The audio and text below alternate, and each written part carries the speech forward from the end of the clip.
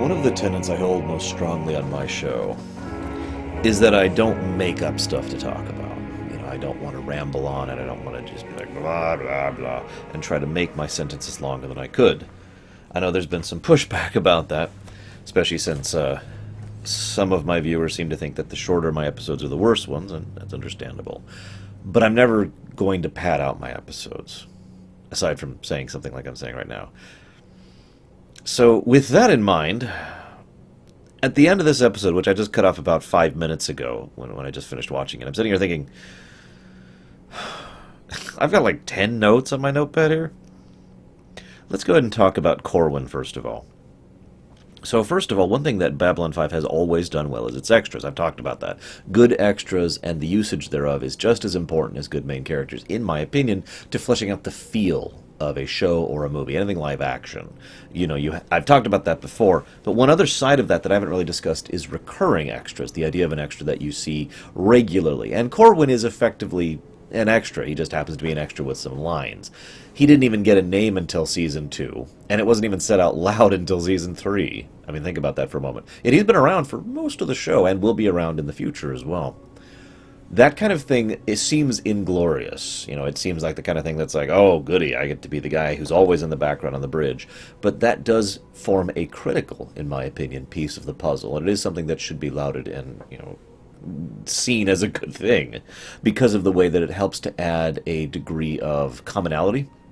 It's a unique form of visual continuity. You always see the same bridge crew, so not only do you always have that feeling that this is the bridge and there's just that kind of visual recognition thing, but also on top of that, if some of them leave, now you know something has happened, some change has happened, and you don't really need to say it outright. It's a good way to subtly slide it under the rug there.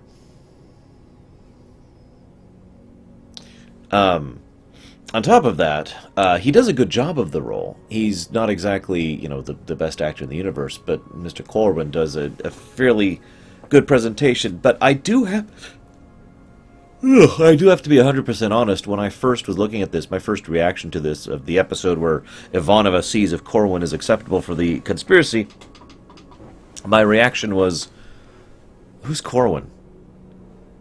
Now, of course, as I mentioned, this is when his name was presented. In fact, I believe this is the first time his name was spoken out loud. I could be wrong about that specific fact.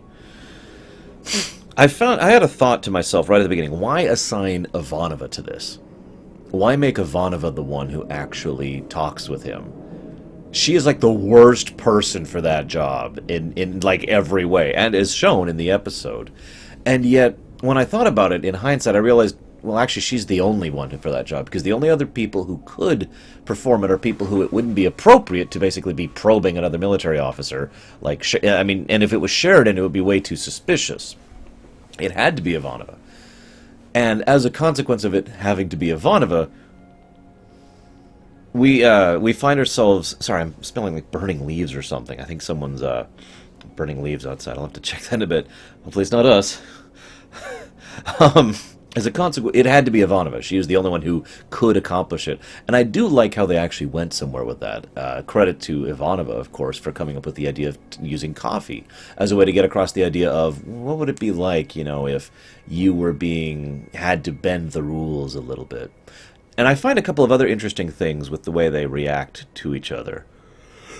First of all, the idea of, let's say a conspiracy is going. Let's say, assume for a moment that Corwin knows that there's the pro-Clark faction and the anti-Clark faction. Now, the way he presents it in this episode, he doesn't. But let's assume he does for a moment. And let's say all of a sudden Ivanova comes to him and starts asking about, bending the rules, and what's okay. And this is obviously a feel-out for his loyalty.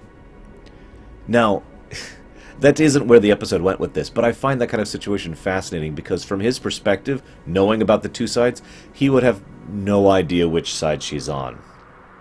He would feel so trapped. I would feel so trapped in that kind of circumstance because, well, is she with the pro-Clarks asking me if I'd be okay with that?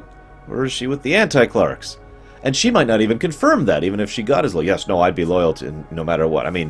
You see where that goes? That would be such a horrible situation to be in. But of course he has no idea what's going on. He is a little bit too simple-minded for that, which is interesting given later things.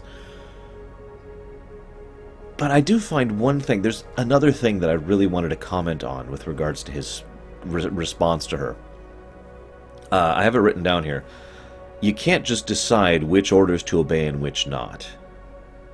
I find that comment very, very interesting. That almost feels like a party line. I'm not sure if he actually believes that or not. But I find that interesting for two reasons. First is the obvious. I mean, basic free will, human thinking for yourself kind of a thing. Duh. But also, it is actually the job of a military personnel to question orders. There is a concept which is basically called an illegal order, and in fact it's a concept that will come up in Babylon 5 in the future and has already been referenced prior to now. The basic idea is that there are certain types of illorders, wow. There's certain types of orders that are illegal, and those type of orders cannot be followed, and ergo, if you are following that order, you are complacent in it. And it is your duty as a military officer to not follow that illegal order. And so, even ignoring any concept of freedom of will, or ethics, or morality, or individuality, it is still a military officer's job, and yes, this is true within Babylon 5, in addition to real life, to question orders, to decide which orders to follow and which ones to not. Now, there are, of course, some niggles involving that, which have to do with what is defined as an illegal order, but the point stands. And I guess that's all I've got to say about that. I do really like the usage of the coffee thing, because I like continuity. What do you want from me? I like the fact that they already established forever ago that she has her whole little coffee section. So, this is actually very much a Marcus-centric episode. And it's needed. We haven't actually had a Marcus-centric episode since the character was introduced. The way this usually works, we actually... God, I keep coming up with parallels to Deep Space Nine. I swear it's not intentional. But you remember when Worf was added to the crew over on Deep Space Nine? Now, if you were paying attention, Worf was added, and then the next, I forget the number, like 3 or so episodes, really had nothing to do with Worf. He was mostly in the background and given a few extra-style lines to write. And then there was an episode which was all about Worf. From a production standpoint, that kind of thing usually happens because usually the decision is being made to bring in a new cast, a new major cast member, after work has already been happening on episodes that will happen after that. So most of Marcus's involvement thus far has actually been fairly similar to that, with a couple of noteworthy exceptions. Then, and of course the dialogue is written very clearly for him, Marcus still has his overall tone, the way he talks, and I discussed this in the previous episode, or one of the previous episodes as well. But here, we needed a Marcus-centric episode. If you're going to introduce a major character on a show, they need to have at least one episode to really get into the character, really showcase them on an everyday level, show how they react to things, show how they act when faced with crisis. That's saying the same thing. We need to see how they act and how they react, how they feel and how they think. That is really mandatory if you're going to introduce a new character to a show in general. So this was a very important thing for them. This is also a great episode to show insight into Marcus's character. I already mentioned the introvert thing, about him not actually wanting to be alone. And of course he's interested in Ivanova, which is something we probably could have guessed, but it's laid out plainly here. I also love how Ivanova's just like, here, keep him! And he takes that completely the wrong way, of course. But what I find more interesting than that is that he's... well, let me actually save that for later. I do like, there's a line that's mentioned, that there's a package coming and it'll be here next week. I want you to remember that, because we'll actually be talking about that next week, because those events will be happening in the next episode 1 week later. I love it when shows do stuff like that. Voyager's done that before, too.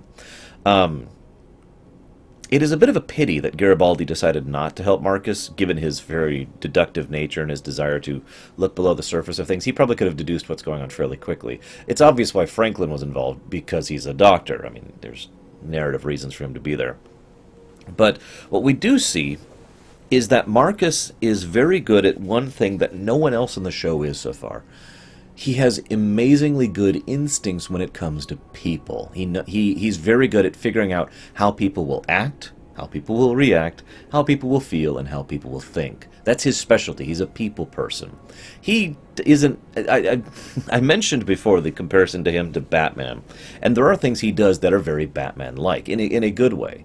building a intel network of people who just work the shops or are in the down below or whatever, that's actually something that makes a lot of sense. And is the kind of thing that probably wouldn't even occur to most of the other people on board. He's the kind of person who would accomplish that. And again, you can kind of see Batman doing the same kind of thing, can't you?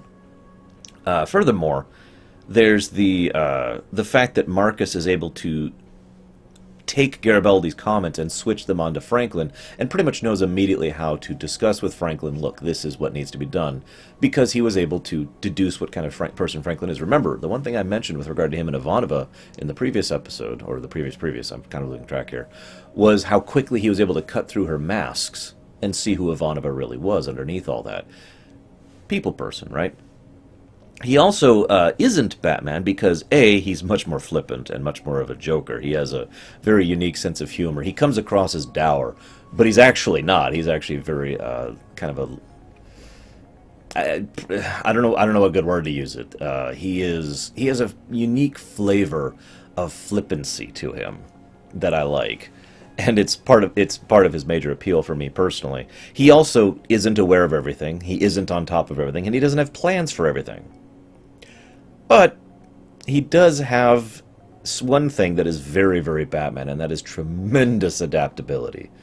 The episode shows very clearly how Marcus, with the switch to figuring out that something's wrong, going to Garibaldi, switching from Garibaldi to Franklin, all the things he does are very, very indicative of that adaptability. I also have to admit I love the way he used... I mean, granted, the guy that he tricked into hitting himself with the pole was very, very stupid. You know, oh, I know it might be a weapon, but don't worry, I'll show you it's not a weapon. Look straight down the barrel. I mean, pulled the trigger. The tennis ball was a great catch, the way he was able to get his attention that way. That was actually really nice. And, of course, first thing he does when he goes into the area is take out the lights. It overall shows the kind of personality and the approach to problem solving that Marcus has. He is a little bit of an outside-of-the-box thinker. He even has that quote in this episode, which makes it much, much more apparent. Now, that being said, I praise the writing of Babylon 5 a lot, but I do have to comment on the extreme coincidence of the fact that several of the people that Marcus had personally been working with to develop his spy network also just happened to be several of the people who were selected and ended up volunteering for this program of becoming the living memory, which brings me to the Vindrizi, which, if I'm not mistaken, are never brought up again, which makes them pretty much the definition of Monster of the Week. First of all, the idea of a biological memory is an interesting one. The general concept being that, you know, physical media has the possibility of degradation. If you want things to survive into the thousands or millions of years range, you need something else. And the idea of biological memory is a path to doing that, since it is self-restoring if taken care of properly and properly moved from place to place. Although, given the severe risks involved, which is highlighted in this episode, since they nearly lost the Vindrizi thanks to their stupidity and the way of doing things, you know, I mean, there's a fairly... Think about it for a moment. There's a lot of possibilities for that to go wrong, too. It's not exactly an ideal situation. But I think what I dislike most about the Vindrizi, other than the pain and the gross, is the fact that I don't like it when written works are like... And I've seen this several times. I don't like it when... Well, I shouldn't say written works. When a fictional work is like, hey, here's this big, obviously evil thing. Here's tons and tons of evidence that it's obviously evil. Oh, psych, they were actually good guys all along. I don't like that kind of writing. I don't like it when something does that kind of a twist on the presentation. Oh, no, they're not monsters. They're just memory banks. They're hard drives. Oh, no, they're not actually, you know, the evil aliens here to eat us. They're actually here to help us, you know, that kind of a thing. I don't like it when that's done, because it feels like cheating. It feels like narrative cheating. Like the episode or work or game or whatever goes out of its way to really present tons of evidence for you, saying, hey, look at how bad they are. And there are examples of this that are literally narratively cheating. For example, I'm not going to use an exact example, although I can think of one. But let's assume for a moment that there's someone who's a bad person. And they are presented as if they're a good person, even when they're not around other people. Like they're on their own, and they know they're on their own, and they have this little moment of, oh, I'm a good person. That's a narrative cheat. Because we, the audience, can see that person in the absence of having to maintain their mask, and therefore are more inclined to believe that the mask is true, right? that kind of a thing. I don't like that. And I don't have anything else to say. Um, I got nothing else. So I'm just going to move on into the next episode, which we'll have a little bit more to discuss about. Don't worry.